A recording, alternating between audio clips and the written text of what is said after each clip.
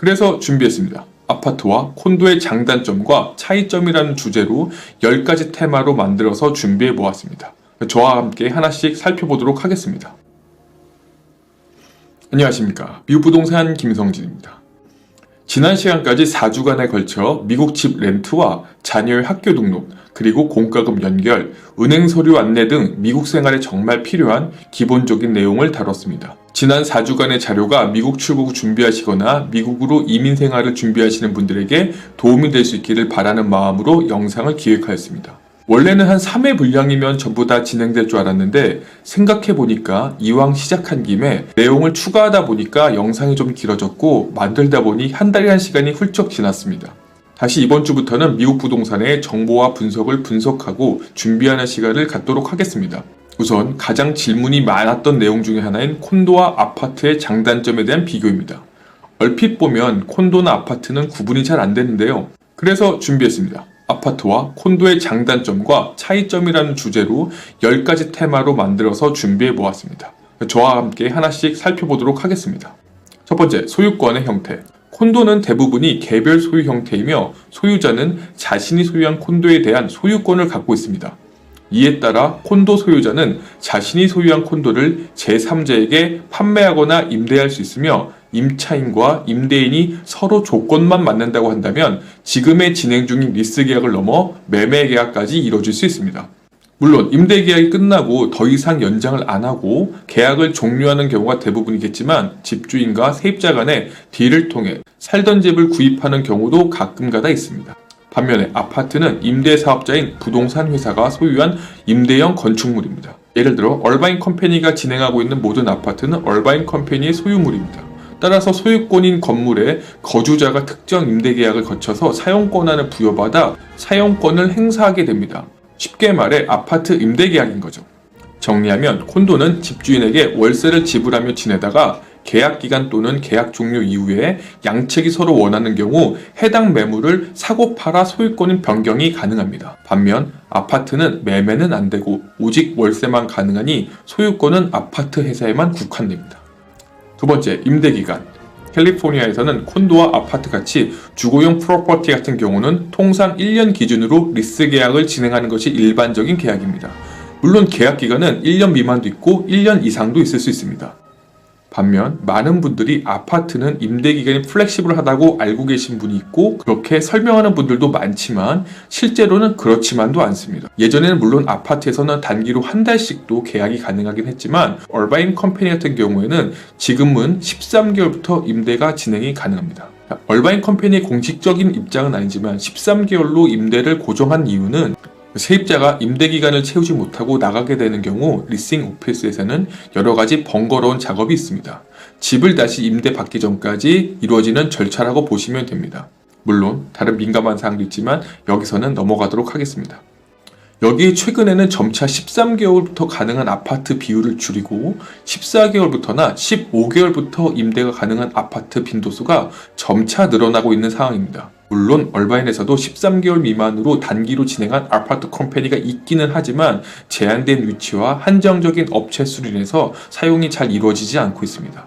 앞서 언급한 대로 계약기간은 12개월이 일반적이며 콘도를 비롯한 몇몇 집들은 최소 계약기간을 6개월부터 임대가 가능한 리스트도 있습니다. 그러다 보니 임대기간이 좀 더 유연한 임대가 아이러니하게도 아파트가 아니라 콘도 쪽에 더 가깝습니다.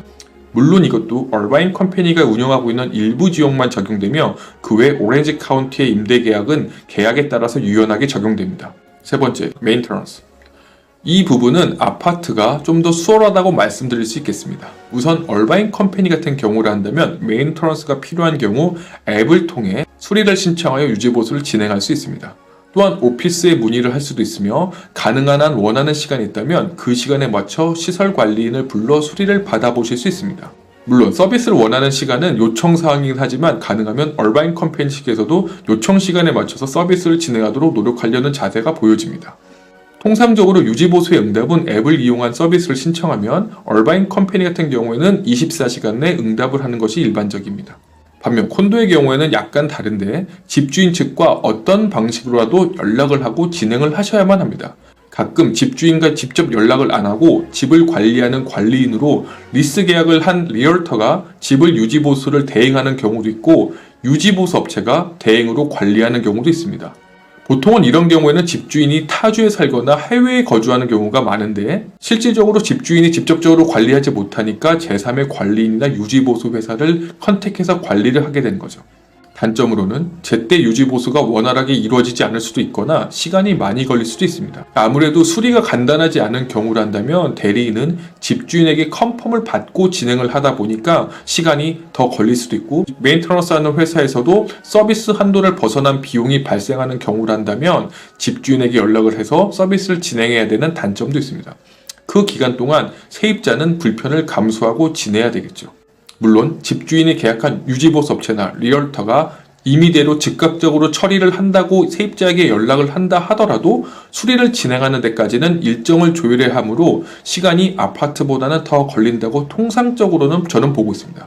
또한 집주인 측에서 보낸 사람과 다시 세입자가 컨택을 해서 약속을 잡아야 되는 거라서 세입자 입장에서는 집주인과도 컨택을 해야 하고 수리하시는 분들하고 또 따로 연락해서 약속을 잡아야 되는 번거로움은 있습니다. 몇몇 세입자들은 집주인이 수리업체를 부르지 않고 세입자가 직접 수리업체를 컨택해서 수리 견적서를 집주인에게 보내기도 하는데요. 집주인이 세입자가 청구한 집 수리 비용을 인정하는 경우에는 세입자가 부른 업체에서 수리를 진행하게 되고 비용은 세입자가 먼저 지불하고 다음 달 렌트비에서 수리비 내역만큼 공제하고 집주인에게 임대료를 지불하게 됩니다. 이와 같이 세입자가 수리하고 수리비용을 청구하는 방법도 있지만 이건 역시 집주인이 수리비용을 인정한 경우에만 수리가 이루어지며 세입자가 청구한 비용이 집주인이 생각했을 때 동의할 수가 없는 경우에는 진행 자체가 불가능하게 됩니다. 이런 경우 시간이 딜레이가 더 될 수도 있습니다. 물론 아파트라고 해서 시간이 크게 달라지지 않는 경우도 있습니다. 수리해야 될 내용이 간단하지 않을 경우, 예를 들어 보일러나 히터, 단순한 문제가 발생되지 않고 좀 더 복합적인 문제가 발생하게 된 경우란다면 문제를 해결하기 위해서 아파트와 따로 일정을 잡아야 되고 콘도처럼 조율이 필요할 수도 있습니다. 보통 이런 큰 경우는 H나 히터 아니면 보일러인 경우가 대부분입니다. 반면 본인 과실로 인한 수리는 집주인 측에서는 진행하지 않기 때문에 자신의 실수로 집을 파손한 경우란다면 집주인에게 내용을 설명하고 수리를 진행하셔야만 됩니다. 이때는 보험을 통해서 진행할 수도 있고 본인께서 그냥 자비로 수리할 수도 있습니다. 물론 아파트인 경우는 조금 다를 수가 있지만 그래도 대전제는 비슷합니다. Next story. 얼바인 컴퍼니 같은 경우 손님 차를 주차하기 위해서는 빈 방문객 전용 주차 공간을 잘 찾으셔야만 합니다. 층간소음도 콘도의 경우에는